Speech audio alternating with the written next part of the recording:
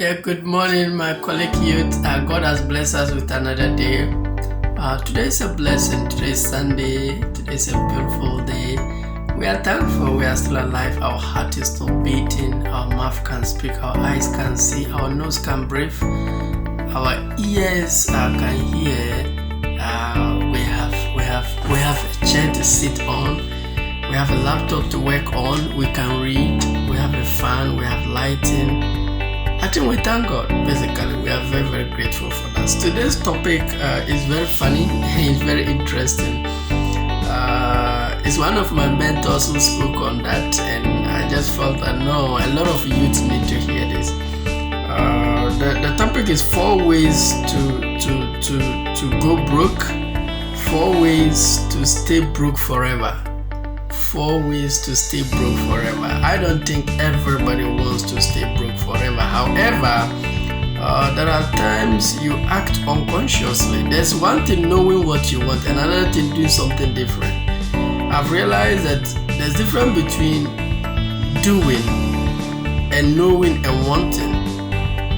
I mean, nobody wants to get divorced, but unconsciously, you act unconsciously, that will lead to divorce. Nobody wants to be poor, but you act unconsciously to get there until somebody revealed to you, somebody helped you, somebody create your awareness, somebody touch your consciousness. You continue to lead a path you are not really aware.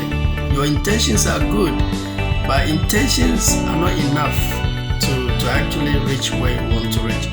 So today's topic is 4 ways to stay broke forever. 4 ways. So if you know the way and you don't do them, that means you come out of your brokenness. The first way to stay broke forever is buying things to impress. Buying things to impress. Spending to impress.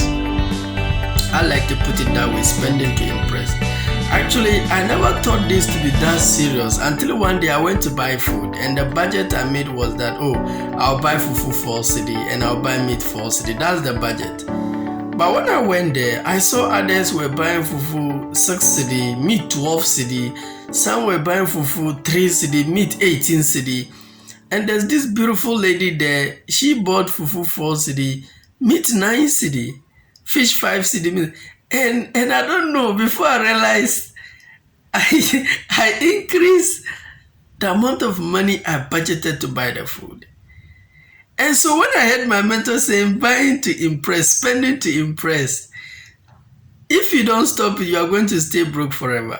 So I don't know who might have experienced similar experience. Maybe your case is in a different area. When you budget to buy something, go and buy it. Regardless of who is there, forget about them. If you always increase your budget just to impress others, I'm sorry. You are not only going to be broke, you are going to stay broke. Maybe it's a shirt you went to buy. You budget to buy the shirt 40 cedi, only to go and realize that others are buying 100 cedi, 120, then you also increase it. You are not them. You don't know how much they earn at the end of the month. And more so, the family dependency of them might not be compared to your family dependency. You are not here to impress the society. You have a family to take care of. Maybe they have rich uncle, rich father, rich mother. Your mother is poor, she's sick. Your dad is very poor. They all depend on you. Your sisters are facing problems in their marriage. Your brothers are drunkards. Look, if they buy 14 cedi, you buy your 8 cedi and continue living your life. Don't buy to impress. Stop buying to impress. Stop spending to impress. It's very important. The second way to stay broke forever is investing or putting money in businesses you do not understand.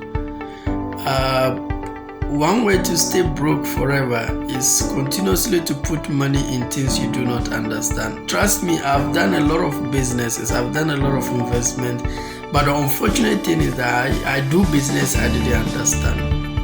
And surprisingly, the business I understand, I don't want to put money in them until I get this awareness. So now I've changed it. I I only spend my money on things I understand. For instance, I spend a lot of my money on things I don't understand. I used to have a friend of mine. He was doing this manicure business. I don't know how they call it in English. I think Granny Mail. So I also went and invested some money. I bought some. Trust me, the management was difficult. At the end of the day, not knowing even the Granny Mail, the manicure the man sold to me was not a correct one. I think I invested almost 8,000 or 10,000 inside there. After some few years, I have to sell it. It really affected me. I just saw a guy, he has built from that business. Mr. Idrisu, he built from that business, that Granny Mail.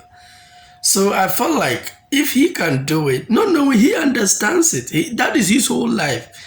That is his circle of competence. He study it. He lives in it. He sleep there. But I am a writer. I love reading. I'm a professional teacher. I don't have time. Instead of me to look at my student, look at their needs, they find it difficult to pass end of term or maybe WASSCE. Write a book on WASSCE. Organize seminar for them, start teaching them, for them to pay some little amount. Sell those books to them. I spend my money on Granny Mail and I lose the money. So I can't stretch investing, putting money in business you don't understand. You will lose the money. Some of you are thinking some miracle will just happen. With money, one thing I realize about money, the money, there's no miracle in money. Yes, God can bring an opportunity, that's good. But mostly it's once in a blue moon. Stop investing your money in things you don't understand. Another investment I understand and lost the money I didn't understand was taxi business. I saw a friend of mine. He was making money from the taxi, to be frank. He started with one taxi. He bought another one. Today he has almost 6 or 7 taxis. So he kind of inspired me. So I also went and picked my savings, went and picked some loans, and went and invested in this taxi business. I think one of the worst business I ever invested in that frustrated my life was the taxi business. I gave it out to somebody because I knew I don't have that time. And the person, after first 3 months, he brought me the sales. The rest of the month was complaint, problems upon problems. Finally, I changed him. I brought a different person, the same thing. So I decided that I'll use it myself. And one funny thing, when I started using it myself, yes, I was making the money, but I have no time for my family. Sometimes my wife will be there waiting on her husband. I'm on the street making money. It was risky. Look, I'll be tired, my back, my feet. I can't study anymore. I can't read. Even unfortunately, I can't get good food to eat. Look, when you just plan to go and eat, you see a customer, you pick the customer. I was tired. Then I realized that no, this is not something I can do. Now I've invested the money. So finally I have to give it to a different person. The person just destroyed. He picked the car and went to some place. Oh, they destroyed the car. I can't stretch on this second point. Stop investing your money in things you do not understand. Stop investing your money in things that do not go with your nature. How God made you. Any amount of money you are to put in something that does not go in line with how God made you, how God created your nature, don't do it. Because you are going to compete with those whose nature is that business. They are going to excel more than you. Business is competition. Invest in your nature. Warren Buffett calls it circle of influence. It's competition. So that's it. I think I can't stretch much on it, putting your money in something you do not understand. Okay, this is how you do it. What do you spend most of your time on. For me, I realize that most of my time I spend on reading, on my career, my passion, my purpose, my calling. Reading books, doing speaking, organizing seminars. I spend most of my time there. Unfortunately, I don't want to spend my money in those areas. I could have spent money, feed my Visa card, and then boost my videos. But I find it difficult to do that. But I will take my money and invest in Granny Mail, Taxi, things I don't have time for. So when I started reading, I discovered my mistake. Spend your money in things you spend your time in. So I started investing in television. I started investing in books. I started investing in things I spend much of my time in, because no one will take care of that business than me. I stand a chance to win. That's where my competitive advantage is. That is my area of competence. That is my circle of competence.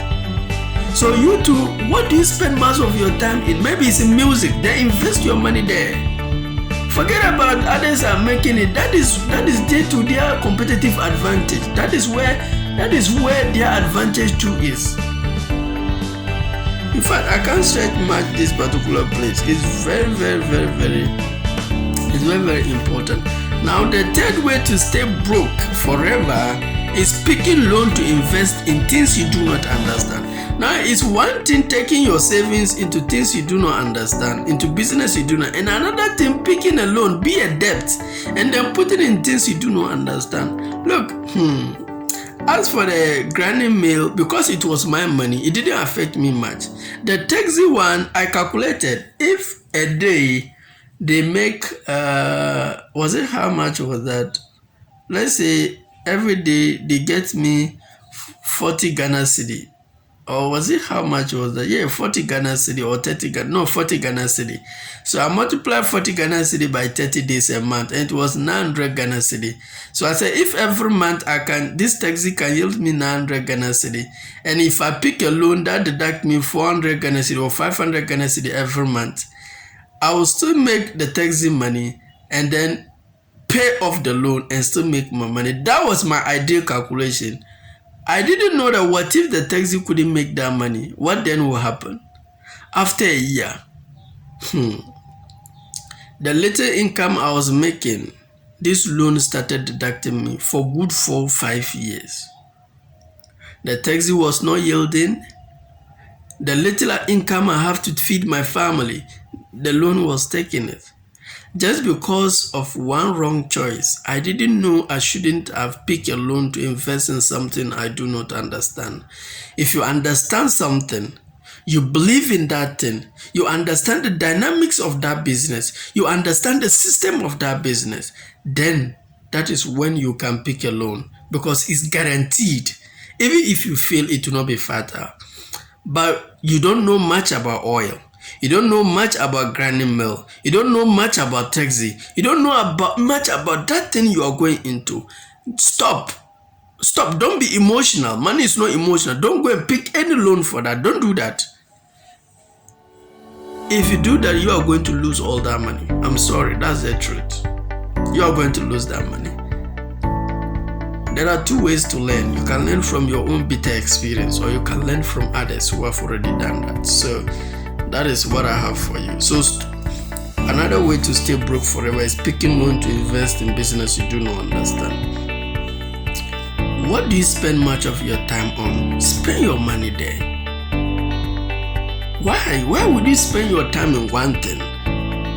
You spend much of your time in training football. You want to be a footballer. But when you get money, you invest it somewhere else. It doesn't make sense. You want to be a musician, you put your time in learning to be a musician, but when you get money, you put it somewhere else. To succeed in life, time and money must go together.